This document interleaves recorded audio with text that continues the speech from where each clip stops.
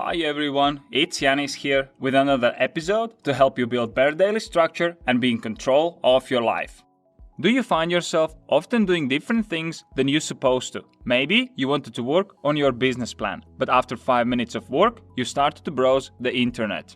And then, 45 minutes later, realized that you should be focusing on your business plan instead of browsing the web on different research.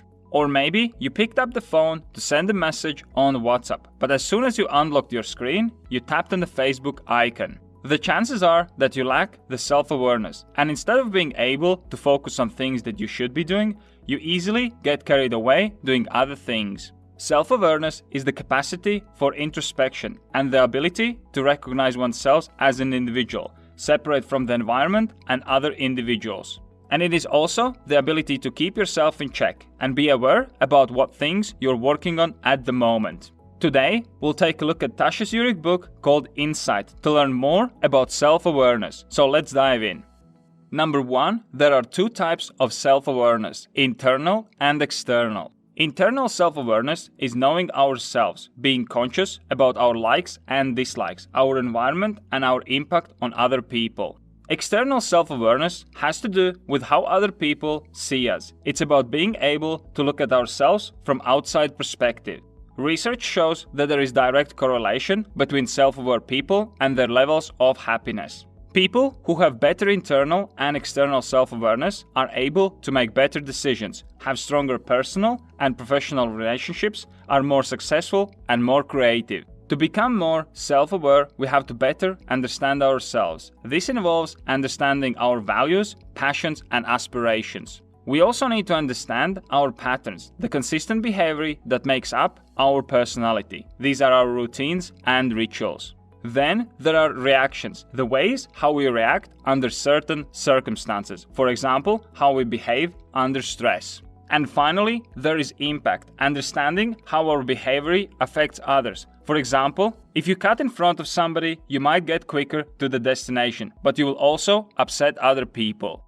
Number 2, disruptions on the way to self-awareness. While it would be great to improve the self-awareness, there are some obstacles in a way of achieving that. The author believes that there are 3 main obstacles to self-awareness: knowledge blindness, emotional blindness, and behavioral blindness. Knowledge blindness occurs when you assess your competencies not on how you actually performed, but how you think you performed. So the student might think that he did really well in exam because he answered all the questions, but in reality he didn't do well as the answers were inaccurate. Emotional blindness is being oblivious to your own feelings. For example, if someone is asking you how happy you are, you might think that your answer is rational, but more likely it will be just a quick guess. Behavioral blindness is failure to see your own failure through the eyes of others. Once the author delivered a talk that she thought was a disaster, but it turned out that the audience absolutely loved it, proven by the fact that she had a record number of signups to her monthly newsletter. Number 3, introspection. Examining your thoughts, emotions, and habits is important, but the wrong type of introspection can have the opposite effect. In fact, there is a research that shows that self-analyzers have higher levels of anxiety, less positive relationships, and lower opinion of themselves. For introspection to be helpful, we need to have flexible mindset. When we accept that we may not find one definitive answer, then we can let our curious minds to wander and explore various perspectives. Another mistake that people make is that they ask themselves why they are the way they are, and they look at the causes for their thought patterns and behavior. But human brain is lazy and often presents us with the most convenient answer. Therefore, it's more helpful to ask what kind of person we are, what do we think and do in any given situation. The benefit of asking what instead of why is that we begin to put names to our emotions. Research shows that when we name our feelings, we can better recognize them and become more self-aware.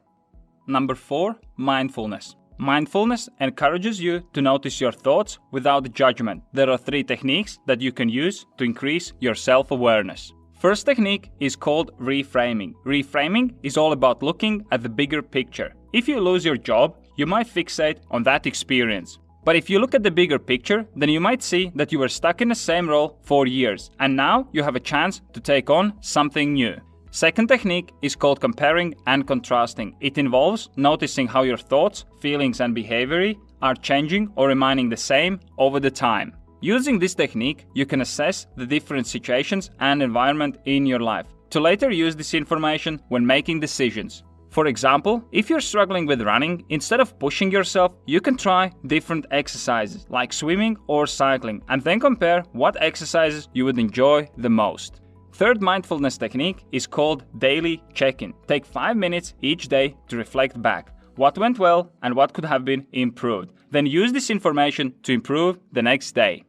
Number 5. External self-awareness roadblocks. To improve your external self-awareness, there are 2 major roadblocks. You might think that finding out what people think of you is as simple as just asking your friends and family. But this is where the problem starts. Your closest friends and family will not likely give you honest feedback because they simply love you. The second roadblock is our reluctance to ask for the feedback. So instead of asking for it, we make excuses why we don't need it or why it's not that useful. But we have to understand that feedback is a critical component in improving our self-awareness.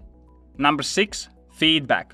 Once you go ahead and get the feedback, you will also need to know how to process it. For that, you will need to know how to receive it, reflect on it, and respond to it. First step is receiving feedback. In order to receive the feedback successfully, you must ensure that you have understood it correctly. So if you're not sure what your colleague meant, then just ask him to explain in more detail. Second step is to reflect. Instead of making changes to what someone said, you might want to ask more people and get a better picture. Also, if you feel that feedback is not accurate or not in line with your future vision, then feel free to put it on the side. Third and final step is to respond. If you receive harsh feedback, you might be tempted to respond immediately because you don't agree with it.